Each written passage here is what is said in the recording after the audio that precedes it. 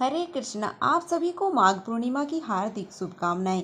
माघ पूर्णिमा की पवित्र रात्रि का समय था और चंद्रमा की कोमल रोशनी ने आकाश को एक दिव्य आभा से भर दिया था। यशोदा मैया अपने आंगन में बैठी हुई थी और भगवान श्री कृष्ण उनके पास आकर खेलने में व्यस्त थे। उनके चेहरे पर हमेशा की तरह मुस्कान थी और हर दृश्य में एक अद्भुत प्रेम और ममता बसी हुई थी। मैया ने देखा कि आज श्री कृष्ण कुछ विशेष विचारों में खोए हुए हैं, तो वे पास जाकर के बोली कि बेटा, आज तो माघ पूर्णिमा का दिन है, कृपया मुझे कोई सुंदर कथा सुनाओ जो हमारे जीवन को और भी पवित्र बना दे। तब श्री कृष्ण ने अपनी मैया की आंखों में अपार प्रेम और श्रद्धा देखी। फिर मुस्कुराते हुए बोले, माँ, आपकी इच्छा पूरी होगी। आज मैं आपको एक ऐसी कथा सुनाऊंगा जो केवल आपके ही नहीं बल्कि सभी भक्तों के जीवन को दिशा और शांति देगी। और यह कथा कलयुग के पापों से मुक्ति पाने का मार्ग बतलाएगी और मृत्यु के बाद नरक के दुखों से उभरने का उपाय भी दिखाएगी।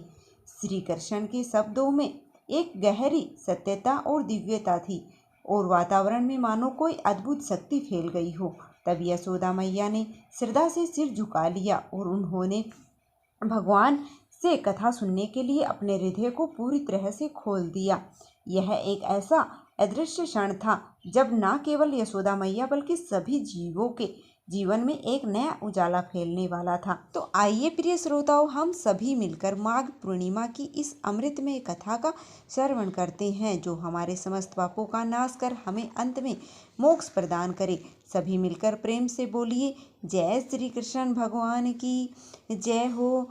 कथा को पूरा सुनिएगा और वीडियो को लाइक कर दीजिएगा। मैया यशोदा के पूछने पर भगवान श्री कृष्ण कहते हैं, सौभाग्य की प्राप्ति के लिए स्त्रियां 32 पूर्णिमासियों का व्रत करना चाहिए। इस व्रत करने से स्त्रियों को सौभाग्य संपत्ति मिलती है।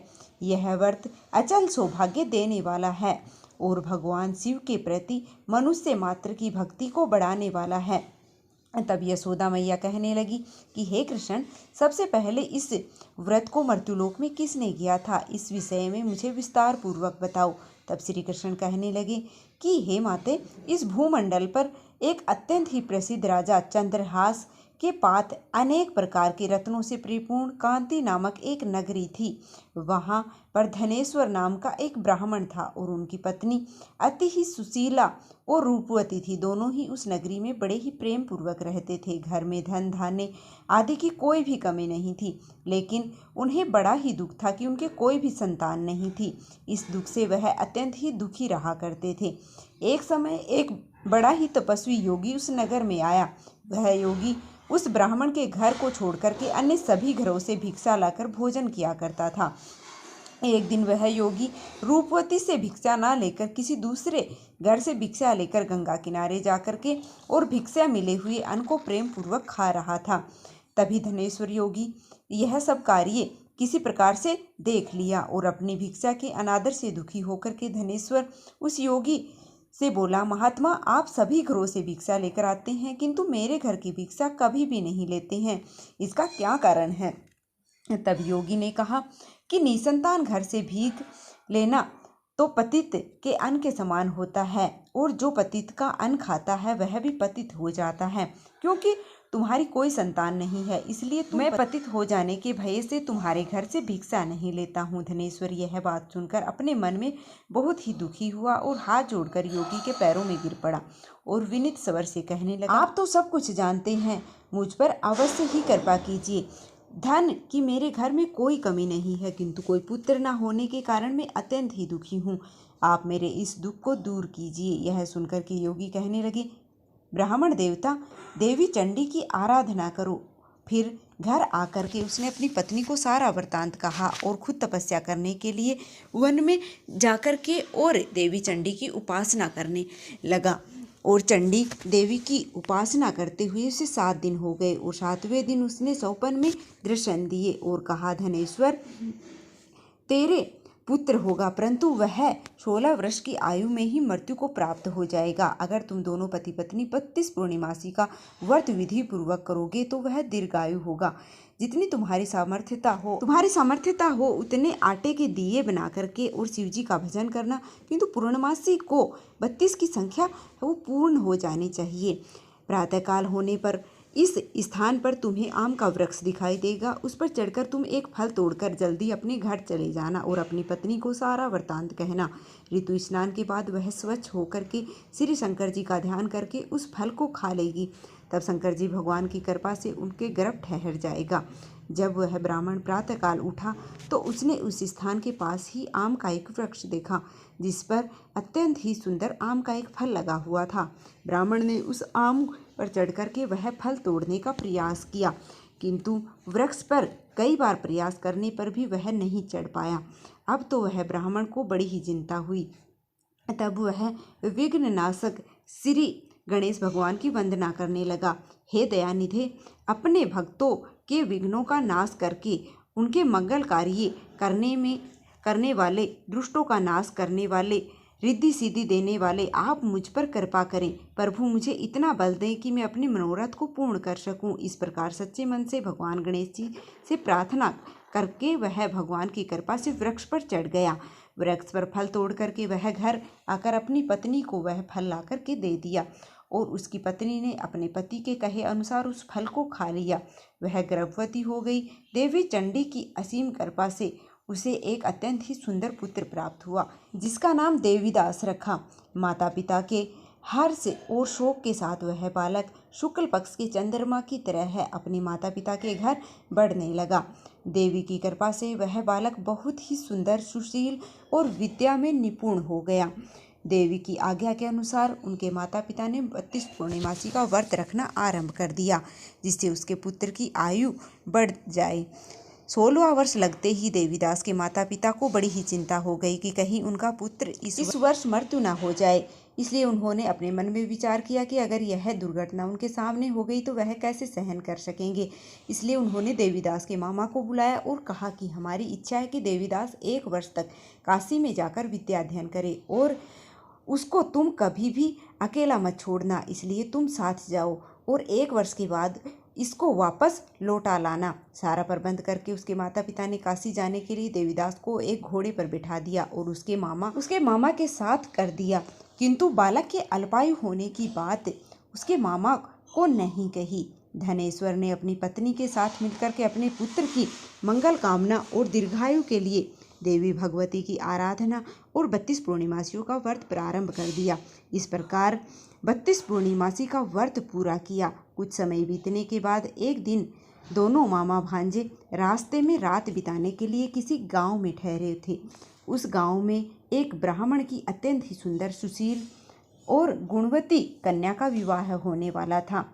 जिस धर्मशाला के अंदर वर की बारात ठहरी हुई थी, उसी धर्मशाला में देवीदास और उसके मामा भी ठहरे हुए थे। संयोगवश कन्या को तेल आदि चढ़ाकर मंडप आदि का कर्म किया तो लग्न के समय वर का धनुवार्थ हो गया। वह हिलने डुलने चलने में बिल्कुल भी असमर्थ हो गया। तब वर के पिता ने अपने परिवारजनों से परामर्श करके निश्चय किया कि वह देवीदास मेरे पुत्र जैसा ही सुंदर है, मैं इसके साथ ही उसका लगन करा दूंगा और बाद में विवाह के सभी कार्य मेरे पुत्र के साथ हो जाएंगे। ऐसा सोच करके देवीदास के मामा से जाकर वह बोला कि तुम थोड़ी देर के लिए अपने भांजे को हमें दे दो, जिससे विवाह और लगन का सारा कार्य सुचारू रूप से हो सके। तब उसके मामा ने कहा कि जो भी मधुपर्क आदि कन्यादान के समय वर को मिले वह सब हमें दे दीजिएगा, तो हम हमारे भांजे का इस बारात का दूल्हा है वो बना देंगे।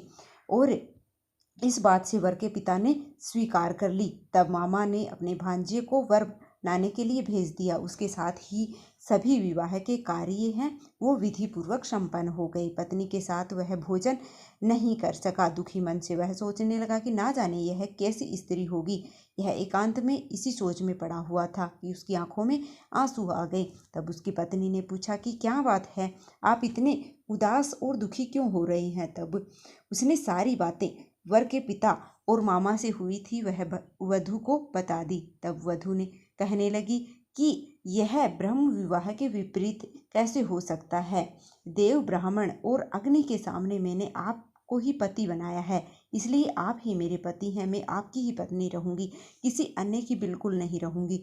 तब देवीदास ने कहा कि ऐसा मत करो, क्योंकि मेरी बहुत ही कम आयु है। मेरे मरने के बाद तुम्हारी क्या गति होगी, इस बात को अच्छी तरह से सोच लो। परंतु वधू ने दृढ़ विचार वाली थी और बोली कि आपकी गति जो होगी वही मेरी गति होगी, और इसलिए आप उठिए और भोजन कीजिए, आप निश्चित ही भूखे हैं। तब देवीदास और उसकी पत्नी ने मिलकर के भोजन किया और रात में दोनों सो गए। प्रातःकाल देवीदास ने अपनी पत्नी को 3 नगों से जड़ी हुई अंगूठी और एक रुमाल दिया और बोला कि प्रिय, इसे संकेत समझ करके रख लो और शांत हो जाओ। मेरा स्मरण और जीवन जानने के लिए एक पुष्प वाटिका बना लो और उसमें सुगंधित नव मल्लिकाओं को लगाओ और हर दिन उसमें जल सींचो और आनंद के साथ खेलना कूदना, उत्सव मनाना। जिस दिन मेरी मृत्यु होगी वह फूल सूख जाएंगे और जब फिर से हरे भरे हो जाएं तो समझ लेना कि मैं जीवित हूँ। वह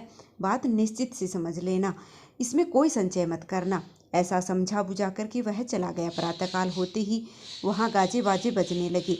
जिस समय विवाह के कार्य संपन्न करने के लिए वर तथा सब बाराती मंडप में आए तो कन्या ने वर को भली भांति प्रकार देख करके अपने पिता से कहा कि यह मेरा पति नहीं है, मेरा पति वही है जिसके साथ मेरा रात में विवाह हुआ था, इसके साथ मेरा विवाह नहीं हुआ है।